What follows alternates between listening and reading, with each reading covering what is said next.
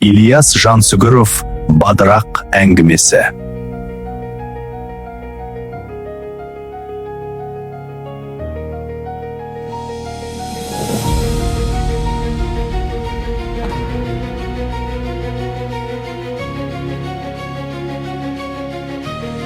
Ел түн қараңғылығында көшіп жатқан ауыр кезең еді. Сол заманда жетімдік пен жалшылықтың тауқыметін тартқан Бадырақ байдың есігінде күн кешті.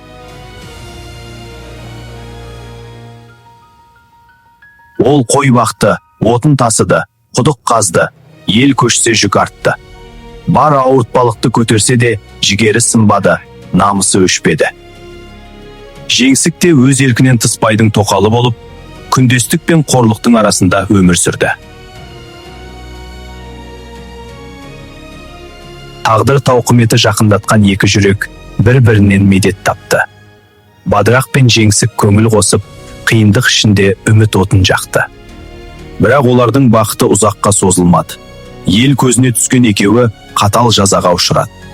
Жеңсік қорланды, Бадырақ азап көрді.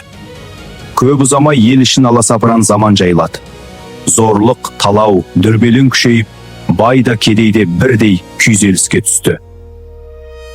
Уақыт өте жарлы жалшыларға бірігуге жол ашылды. Кедейлер бас қосып, жаңа өмірге қадам басты.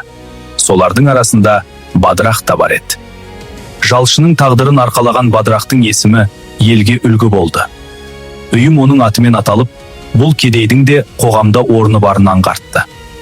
Жеңсік азаттық алып, Бадырақпен қайта табысты. Екеуі жаңа өмірді бірге бастап, өз бақытын адал еңбекпен құруға бел буды.